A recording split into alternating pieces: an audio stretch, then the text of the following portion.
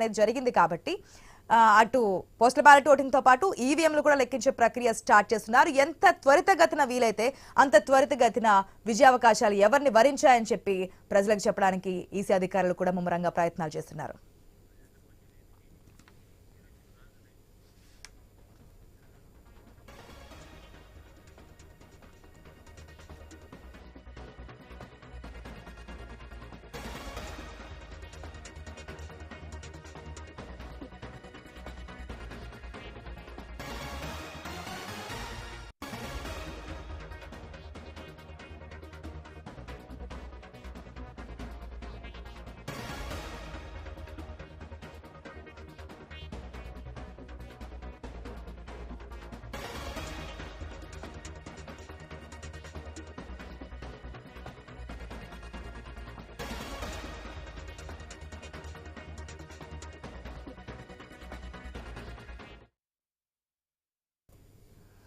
రాడిగా తెలంగాణ విషయానికి వస్తే అసెంబ్లీ ఎన్నికలు జరిగినప్పుడు ఎటువంటి వాతావరణం మనకు కనిపించిందో ఆ హీట్ మనకి లోక్సభ ఎన్నికల్లో కూడా కనిపించింది. దాదాపు అసెంబ్లీ ఎన్నికలు అయిపోయిన 5 నెలల తర్వాత లోక్సభ ఎన్నికలు వచ్చినప్పటికీ కూడా సర్వత్రా ఉత్కంఠ వాతావరణం అయితే మనకు కనిపిస్తోంది. అసెంబ్లీ ఎన్నికల తరహాలోని ఇక్కడ పోటీ జరగడంతో విజేతలు ఎవరనే దానిపై అందరిలో కూడా ఆసక్తి నెలకొంది. మొత్తం 17 లోక్సభ స్థానాలు ఉన్నాయి. ఈ 17 లోక్సభ స్థానాలకు కూడా 3 ప్రధాన పార్టీలు ఎవరికెన్ని సీట్లు వస్తాయనే దానిపై అంచనాలు భారీగా ఉన్నాయి. అంటే డబుల్ డిజిట్ తప్పకుండా ఈసారి క్రాస్ చేస్తామని చెప్పి 3 ప్రధాన పార్టీలు అంటున్నాయి. ఎగ్జిట్ పోల్స్ ఇచ్చిన అంచనాలు హైప్ పెంచడంతో తెలంగాణ తుది ఫలితాలు ఎలా ఉంటాయనే చర్చ సాగుతోంది. కానీ ఎగ్జిట్ పోల్స్ మనం చూస్తే గనక బీఆర్ఎస్ కి అంత పట్టువలేదు. రెండు కూడా అంటే అన్ని దాదాపుగా జాతీయ పార్టీల మధ్య బీజేపీ వర్సెస్ కాంగ్రెస్ మధ్య ఫైట్ ఉండే విధంగా ఇచ్చాయి. సో ఎగ్జిట్ పోల్స్ కాదు, ఎగ్జాక్ట్ పోల్స్ మేము నమ్ముతామని చెప్తూ ఉన్నారు. మొత్తం 17 లోక్సభ స్థానాల్లో అటు కాంగ్రెస్ కావచ్చు, బీజేపీ, బీఆర్ఎస్ సహా మొత్తం 525 మంది అభ్యర్థులు పోటీ చేస్తున్నారు. దాదాపు 2,20,00,000 మంది ఓటు వేశారు. 120 కౌంటింగ్ హాళ్లలో 1,855 టేబుల్పై ఓట్ల లెక్కింపు చేపడతారు. అలాగే 2,18,000 పోస్టుల బ్యాలెట్ల ఓట్ల లెక్కింపు కోసం 19 హాళ్లలో 276 టేబుల్ ఏర్పాటు చేశారు. సాయంత్రం 4 గంటల వరకు కూడా ఓట్ల లెక్కింపు పూర్తవుతుందని అంచనా వేస్తున్నారు. రైట్, తెలంగాణలో జరిగినటువంటి లోక్సభ ఎన్నికలకు సంబంధించి కౌంటింగ్ ప్రక్రియ మరికొద్ది నిమిషాల్లో స్టార్ట్ కాబోతోంది. ఎక్కడ ఎటువంటి పరిస్థితులు ఉన్నాయి, ఎక్కడ మొదటిగా మనకు ఫలితాలు రాబోతున్నాయి, ఈ డీటెయిల్స్ అని తెలియజేయడానికి మా బ్యూరో చీఫ్ రాజు న్యూస్ రూమ్ నుంచి లైవ్ లో సిద్ధంగా ఉన్నారు. రైట్, గుడ్ మార్నింగ్ రాజు. చాలా ఈగర్ గా వెయిట్ చేస్తున్నారు. ఏపీకి సంబంధించి ఫలితాలతో పాటు తెలంగాణలో ఏ పార్టీ డబుల్ డిజిట్ సొంతం చేసుకోబోతోంది అనే టఫ్ ఫైట్ మనం చూస్తున్నాం. సో కౌంటింగ్ కేంద్రాల వద్ద ఉన్నటువంటి ఏర్పాట్లు ఏ విధంగా చేశారు, అదేవిధంగా మొట్టమొదటి ఫలితాలు ఏ ఎంపీ స్థానానికి సంబంధించి రాబోతున్నాయి, డీటెయిల్స్ ఏంటి?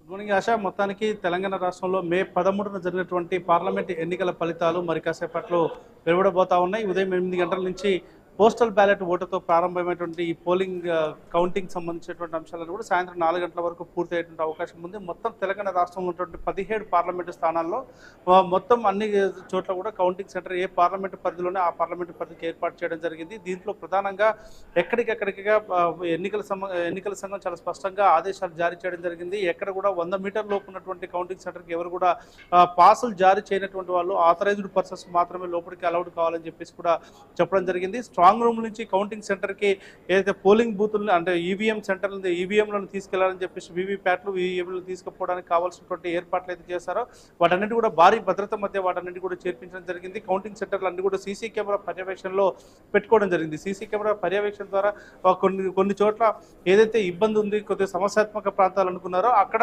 ఖచ్చితంగా కేంద్ర బలగాల సహకారంతో రక్షణ కల్పించడం జరిగింది. మిగతా చోట్ల స్టేట్ పోలీస్ తోటి రక్షణ తీసుకోవడం జరిగిందని చెప్పి చాలా స్పష్టంగా చెప్పారు. ప్రతి దగ్గర కూడా మైక్రో అబ్జర్వర్స్తో పాటు పరిశీలకులందరినీ కూడా అక్కడ నియమించుకోవడం జరిగింది. ఒక్కో కౌంటర్కి 5 ఒక టేబుల్కి 5 చొప్పున సిబ్బందిని కూడా నియమించుకున్నటువంటి పరిస్థితి. మొత్తంగా తెలంగాణకు సంబంధించినటువంటి 17 పార్లమెంట్లో ఆయా పార్టీలు పోటీ చేసిన దాంట్లో దాదాపు 500 పైగా అభ్యర్థులు అక్కడ బరిలో ఉన్నప్పటికీ కూడా అత్యధికంగా సికింద్రాబాద్లో ఉన్నటువంటి 48 మంది అభ్యర్థులు సికింద్రాబాద్ పార్లమెంటు పరిధిలో పోటీ చేసినటువంటి పరిస్థితి. మొత్తంగా వీటిల్లో పార్టీల వారీగా ముందుగా ఫలితాల వారీగా చూసుకుంటే నిజామాబాద్ కేవలం 15 రౌండ్లలో మొదటి ఫలితం రాబోతుందని చెప్పేసి కూడా చాలా స్పష్టంగా ఈసీ చెప్పడం జరిగింది. ఆ తర్వాత 24 రౌండ్లతోటి కరీంనగర్, అదేవిధంగా హైదరాబాదు, నల్లగొండ ఈ 3 కూడా పెద్ద నియోజకవర్గాలకు సంబంధించినటువంటి కౌంటింగ్ ఉంటుంది కాబట్టి ఇవన్నీ కూడా ఆలస్యంగా వచ్చే అవకాశం ఉంది. ఆ తర్వాత వరుసగా చూసుకుంటే ఆదిలాబాద్ 23 రౌండ్లు, పెద్దపల్లి 21 రౌండ్, అదేవిధంగా కరీంనగర్ 24, నిజామాబాద్ 15, జహీరాబాద్ 23, మెదక్ 23, మల్కాజ్గిరి 21, అదేవిధంగా సికింద్రాబాద్ 20, హైదరాబాద్ 24, చేవెళ్ళ 23 రౌండ్లు, మహబూబ్ నగర్ 21 రౌండ్లు, నాగర్ కర్నూలు 22, నల్గొండ 24, భువనగిరి 23, వరంగల్ 18, మహబాద్ 22, ఖమ్మం 21, ఇలా ఈ రౌండ్ల వారీగా వచ్చే అవకాశం ఉంది. అయితే ఇవన్నీ కూడా స్టార్ట్ అయిన తర్వాత సాయంత్రం దాదాపు 12 నుంచి 1 గంట ఆ తర్వాతనే మొత్తం తుది ఫలితాలు వచ్చే అవకాశం ఉంది. అయితే మధ్యాహ్నం కల్లా లీడ్ చాలా స్పష్టంగా తెలిసిపోయేటువంటి అవకాశం ఉంది. అభ్యర్థులకు సంబంధించిన ఏ పార్టీ బరిలో ఉంటుంది, ఎవరు ముందంజలో ఉంటున్నారనే విషయం మాత్రం మధ్యాహ్నం కల్లా స్పష్టంగా తెలిసే అవకాశం ఉంది.